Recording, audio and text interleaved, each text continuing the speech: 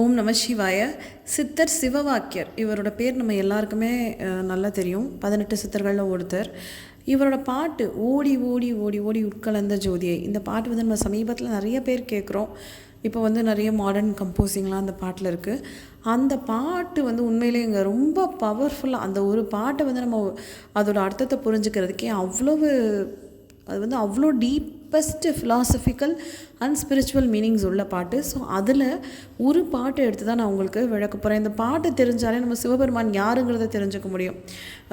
அதாவது எப்படி சொல்கிறது, ஒரு டெஃபினேஷன் மாதிரி. இப்போ நமக்கு எக்ஸாம்ஸில் வந்து டிஃபைன் அப்படின்னு சொல்லுவாங்கள்ல, இப்படி அற்புதமாக ஒரு 4 வரிகள் கொண்ட பாட்டில் எப்படி சிவபெருமானை முழுமையாக சிவவாக்கியர் டிஃபைன் பண்ணாருங்கிறது எனக்கு ரொம்ப ரொம்ப ஆச்சரியமான ஒன்று. ஸோ என்ன கவர்ந்த அந்த பாடலை தான் நான் உங்களுக்கு சொல்ல போகிறேன். சிவவாக்கியரோட அந்த பாடல் தொகுதியில் எனக்கு நிறைய பாட்டுகள் பிடிச்சாலும் இந்த பாட்டு எனக்கு ரொம்ப ரொம்ப ரொம்ப பிடிக்கும். ஏன்னா சிவபெருமானோட தன்மையை முழுசாக இந்த பாட்டு வந்து விவரிச்சிரும் அப்படின்னு சொல்லலாம். அந்த பாட்டு என்னென்னா, இல்லை இல்லை இல்லை என்று இயம்புகின்ற ஏழைகள், இல்லை என்று நின்ற ஒன்றை இல்லை என்னல் ஆகுமோ, இல்லை அல்ல இரண்டுமல்ல இரண்டும் ஒன்று நின்றதை எல்லை கண்டு கொண்டோர் இனி பிறப்பது இங்கு இல்லையே. இப்போ முதல் லைன் பார்ப்போம். இல்லை இல்லை இல்லை என்று இயம்புகின்ற ஏழைகள், அதாவது இல்லை இல்லை இல்லைன்னு சொல்கிறீங்களே அப்படின்னு சொல்கிறாரு சிவவாக்கியர்.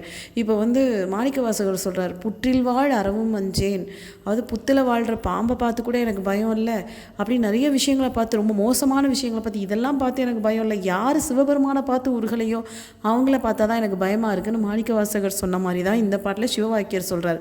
இல்லை இல்லை இல்லை, கடவுள் இல்லைன்னு உங்கள் அறியாமையால் சொல்கிறீங்களே, ஏழைகால்னு சொல்கிறார். கடவுளை இல்லைன்னு சொல்கிறவன் ஏழை மீன்ஸ் என்ன அப்படின்னா, இங்கே அவர் என்ன சொல்ல வர்றாருன்னா, ஒரு பெரிய பொக்கிஷத்தை உணராதவன் யார்? கண்ணு முன்னாடி ஒரு பெரிய பொக்கிஷம் இருக்குது, அதோட மதிப்பை உணராதவன் நிச்சயமாக ஏழையாக தானே இருக்க முடியும். முதல் லைன் இல்லை இல்லை இல்லை என்று இயம்புகின்ற ஏழைகால். அடுத்த லைன் ரொம்ப முக்கியமானது, இல்லை என்று நின்ற ஒன்றை இல்லை என்னல் ஆகும். இந்த லைன் தாங்க. அதாவது சான்ஸ்கிரிட்டை வந்து ரொம்ப நம்ம கிண்டல் பண்ணுறோம், ஆனால் சான்ஸ்கிரிட் வந்து எவ்வளோ, சான்ஸ்கிரிட்டும் தமிழும் எவ்வளோ கனெக்டடுங்கிறத இதை உணர முடியும். சிவா அப்படிங்கிற சொல்லோட அர்த்தம் வந்து மங்களம்னு ஒரு அர்த்தம் இருக்குது. ஆனால் அதை விட பெரிய அர்த்தம் தட் விச் இஸ் நாட். எது ஒன்று இல்லையோ அதை தான் சிவன்னு சொல்கிறோம். எது ஒன்று இல்லையோ, பாருங்களேன் எவ்வளோ பெரிய முரணாக இருக்குது. எது ஒன்று இல்லையோ அதுதான் சிவன். எவ்வளோ பெரிய ஐகானிக்கனான ஒரு முரண் இது. So that which is not அப்படிங்கிறதா சமஸ்கிருதத்தில் சிவனோட அர்த்தம். எது ஒன்று இல்லையோ அதை தான் நம்ம சிவம் அப்படின்னு சொல்கிறோம். இப்போது 2வது லைனை பாருங்கள். இல்லை என்று நின்ற ஒன்றை இல்லை என்னல் ஆகுமா, எதை இல்லாமல் ஒன்று நின்றுச்சே அதை நீங்கள் இல்லைன்னு சொல்கிறீங்களே அப்படின்னு சொல்கிறார் சிவவாக்கியர். இந்த லைனை பாருங்கள், இல்லாமல் ஒன்று நின்றுச்சே அது இல்லைன்னு சொல்கிறீங்களே. எப்படி, அதாவது இந்த லைன் வந்து இட் ரெஃபர்ஸ் ஹவு அந்த அக்யூரேட் அந்த வேர்டு சிவன்கிற வார்த்தையோட அர்த்தத்தை இங்கே சிவவாக்கியர் வந்து கொண்டு வந்துடுறாரா. இது கேட்குறதுக்கு நமக்கு ரொம்ப வியர்டாக தெரியும். இல்லாமல் ஒன்று எப்படி நிற்க முடியும், அதை எப்படி நம்ம இல்லைன்னு சொல்ல முடியும். இப்போ தான் நீங்கள் நல்லா புரிஞ்சுக்க முடியும். இந்த என்டையர் காஸ்மஸ், இந்த உலகமே உருவானது ஒரு வெற்றிடத்துலேருந்து தான் அப்படின்னு இப்போ இன்றைக்கி மாடர்னான விஞ்ஞானம் சொல்லுது. வெற்றிடத்துலேருந்து தாங்க எதுவுமே உருவாக முடியும். இதை நான் சிம்பிளாக வாய்டு சூன்யா அப்படின்லாம் சொல்கிறத விட, ஒரு ஏற்கனவே எழுதப்பட்ட ஒரு காலி ஸ்லேட் இருக்குதுன்னு வச்சுக்கோங்க, இல்லை எழுதப்பட்ட ஒரு ஸ்லேட் இருக்குதுன்னு வச்சுக்கோங்க. எதுலேருந்து எழுத முடியும்? நம்ம காலியான ஸ்லேட்லேருந்து தான் எழுத முடியும். அதே மாதிரி தான் அந்த உலகம் உருவாகினதும் ஒரு வெற்றிடத்துலேருந்து, ஒரு வாய்டு, ஒரு சூன்யா, அந்த மாதிரி ஒரு நிலையில தான் உருவாயிருக்கு. அந்த நிலையை தான் நம்ம சிவன்னு சொல்கிறோம். அது எது ஒன்று இல்லாமல் இருந்துச்சோ அதுக்கிட்ட தான் மொத்த படைப்பும் வந்துச்சு. அதை தான் நம்ம சிவன்னு சொல்கிறோம். இல்லை என்று நின்ற ஒன்றை இல்லை என்னல் ஆகும். 2வது லைன். 3வது, இல்லை அல்ல இரண்டும் அல்ல இரண்டும் ஒன்றி நின்றதை அப்படின்னு சொல்கிறாரு. இல்லாமலும் இல்லை, இருந்தும் இல்லை, ரெண்டும் சேர்ந்து நின்றுச்சே அப்படின்னு சொல்கிறார். இது வந்து ரெண்டும் சேர்ந்து நின்னது எது? அர்த்தநாரீஸ்வர வடிவம். சிவனும் சக்தியும் சேர்ந்து தான் இந்த உலகத்தை பரிபாலிக்கிறாங்க. சிவனும் சக்தியும் சேர்ந்து தான் இந்த உலகத்தை பரிபாலிக்கிறாங்கன்னு வருவோம். இப்போது நம்ம உடம்புக்குள்ளேயே சிவனும் சக்தி 2 பேர் இருக்காங்க. இப்போ நான் வந்து ஒரு பெண் தான், ஆனால் எனக்குள்ள ஆண் தன்மையும் இருக்குது. இப்போ நீங்கள் ஒரு ஆணாக இருக்கலாம் கேட்குறீங்க, ஆனால் உங்களுக்குள்ள பெண் தன்மையும் இருக்குது. இது எப்படின்னா, இது இன்னும் டீப் சீக்ரெட், யோகிக் சீக்ரெட், இடக்கலை பெண்கலைன்னு சொல்லுவாங்க. இப்போ நீங்கள் உங்கள் கையை வந்து உங்கள் மூக்கு பக்கத்தில் வச்சு பாருங்கள். உங்கள் சுவாசம் வந்து உங்களோட இடது வழியாக வருதா, இல்லை ரைட் சைடு வருதா, லெஃப்ட் சைடு வருதான்னு பாருங்கள். ரைட் சைடு வந்துச்சு அப்படின்னா பிங்கள நாடி உடம்புல ஆக்டிவாக இருக்குது, அதாவது ஆண் தன்மை உடம்புல ஆக்டிவாக இருக்குன்னு அர்த்தம். லெஃப்ட் சைடு வந்து மூச்சு வந்துச்சுன்னா இந்த டைமில் உங்கள் உடம்புல பெண் தன்மை ஆக்டிவாக இருக்குன்னு அர்த்தம். இப்போ நமக்கு தூங்க போகிறோன்னா ஆட்டோமேட்டிக்காக நம்ம மூச்சு வந்து இடக்கலாம். அந்த இடக்கலைங்கிற வார்த்தை ஈடாவோட கனெக்ட் ஆகிருக்கிறத நீங்கள் உணர முடியும்.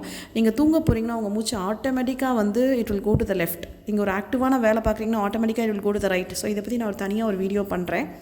அதெல்லாம் வந்து மக்களுக்கு இப்போ ஒரு பாமர மனிதனுக்கு போய் இடக்கலை பிங்கலை இது ரெண்டும் சேர்ந்து உங்கள் உடம்புல இருக்குது, உங்கள் உடம்புலேயே ஆண் தன்மை இருக்குது பெண் தன்மை இருக்குன்னாலும் அவனுக்கு புரியாது. ஸோ அதனால தான் அர்த்தநாரீஸ்வர வடிவத்தை வந்து வச்சாங்க. ஆணாகி பெண்ணாகி நின்றானவன். நம்ம ஒவ்வொருத்தருமே அர்த்தநாரீஸ்வர வடிவத்தை தாங்க. நம்ம வந்து சிவபெருமான் இல்லைன்னு சொல்லலாம், எல்லாத்தையும் கிரிட்டிசைஸ் பண்ணலாம். ஆனால் அவங்க ஒவ்வொருத்தரோட உடம்புக்குள்ளேயும் ஆண் தன்மையும் பெண் தன்மையும் சேர்ந்து தான் இருக்குது. நீங்கள் நைட்டு தூங்க போகிறீங்கன்னா ஆட்டோமேட்டிக்காக உங்கள் மூச்சு லெஃப்ட் சைடு வந்து தான் நீங்கள் தூங்க முடியும். தூங்கவே முடியாது. நம்ம வந்து எல்லாத்தையும் இல்லைன்னு சொல்லிடலாம். ஆனால் நம்ம உடம்போட பிரின்சிபலில் தான் அந்த காலத்தில் வந்து இறை வடிவத்தை வச்சு வளர்க்குறாங்க. அது எப்படி நீங்கள் இல்லைன்னு சொல்ல முடியும்? யோக சாஸ்திரத்தை நீங்கள் நம்பினாலும் சரி நம்பலைனாலும் சரி அந்த தன்மையில் தான் நம்ம உடம்பு இங்கே செயல்பட்டுக்கிட்டு இருக்கு. அப்போது இல்லை என்று இல்லை அல்ல இரண்டும் அல்ல இரண்டு மூன்றில் என்றதை எல்லை கண்டு கொண்டோர் இனி பிறப்பதிங்கு இல்லையே. ஸோ இதாங்க அந்த 4வது பியூட்டிஃபுல் லைன். எல்லை கண்டு கொண்டோர். அதாவது யாருக்கு இந்த உண்மை தெரிஞ்சிச்சோ, அதாவது இல்லாமல் ஒன்று நின்றுச்சேன் அதை உணர்ந்தவன், அந்த இல்லாமல் நின்னது ரெண்டுமா சேர்ந்து நின்றுச்சேன் அதை உணர்ந்தவன், அவன் இந்த உலகத்தில் பிறக்கிறது இல்லை அப்படின்னு சொல்கிறார். அதாவது ஞானிகளை பொறுத்த மட்டும் அவங்களுக்கு நம்ம மாதிரி இப்போ நம்ம மரணம் நம்ம வந்து இறக்குறோன்னா ஆட்டோமேட்டிக்காக அடுத்த சைக்கிள் ஆஃப் பர்த்துக்குள்ளே நம்ம போயிடுவோம். ஏன்னா நமக்கு வந்து அந்த ஆசைகள் டிசைஸ் இது இருக்க வரைக்கும். ஆனால் இப்போ ஒரு ஞானி அப்படி இல்லை. அவங்களுக்கு வந்து அவங்க அந்த உலகத்தை விட்டு போன பிறகு அவங்க டிசைட் பண்ணுறாங்க அடுத்தது நான் பிறக்கணுமா வேண்டாமா அப்படின்னு டிசைட் பண்ணுறாங்க. தேவைப்பட்டால் பிறக்கிறாங்க. புனிதமான ஆத்மாக்கள் அவங்க கடமை செய்ய வேண்டி இருந்தால் மட்டும்தான் பிறப்பாங்க. இப்போ நம்ம மாதிரி கட்டாயமாக அவங்க பிறந்துக்கிட்டே இருக்கிறது நம்ம கர்ம வினையால் கட்டுப்பட்டு பிறக்கிறோம்.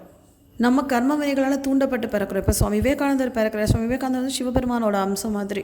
அவர் பிறக்கிறாருன்னா சில காரியங்களை அவர் பூமியில் முடிக்க பிறக்கிறார். ராகவேந்திரர் பிறக்கிறாருன்னா அவருக்கு ஒரு காரணம் இருக்குது. அவங்க வந்து லோக நன்மைக்காக உலகத்தோட நன்மைக்காக பிறக்கிறாங்க. நம்ம பிறப்பு மாதிரி கர்ம வினை அடிப்படையாக ஏற்படுற பிறப்பு இல்லை. அதை தான் அந்த 4வது லைனில் சொல்கிறாரு. அந்த உண்மையை தெரிஞ்சுக்கிட்டவங்க யாரும் இங்கே பிறக்கிறது இல்லை. அவங்க இந்த உலகத்தை சேர்ந்தவங்க இல்லை. சிவபெருமானே இந்த உலகத்தை சேர்ந்தவர் இல்லையே. he is different, he is entirely different from this world. So அந்த 4 லைனும் தெரிஞ்சுக்கிட்டால் நம்ம சிவனோட முழுமையான தன்மையை நம்ம டிஸ்கிரைப் பண்ண முடியும். அதை வந்து விவரிக்க வார்த்தைகள் பத்தாது. இல்லை இல்லை என்று இல்லை இல்லை இல்லை என்று இயம்புகின்ற ஏழைகள். யாரெல்லாம் இல்லைன்னு சொல்கிறானோ அவன் அறியாமையால் முட்டாள்தனத்தால் சொல்கிற ஏழாவன். இல்லை என்று நின்ற ஒன்றை இல்லை என்னால் ஆகுமோ. இல்லாமல் ஒன்று நின்றுச்சு அதை நீங்கள் எப்படி இல்லைன்னு நினைக்கலாம் அப்படின்னு சொல்கிறாரு. இல்லை அல்ல இரண்டுமல்ல இரண்டு மூன்று நின்றதை. இல்லாமல் இல்லை இருந்தும் இல்லை ரெண்டும் சேர்ந்து ஒன்று நின்றுச்சு அதை எல்லை கண்டு கொண்டோர் இனி பிறப்பது இங்கே இல்லை. அதை யார் தெரிஞ்சுக்கிட்டோன்னா அவன் இங்கே பிறக்கிறதில்ல. சிவ சிவ.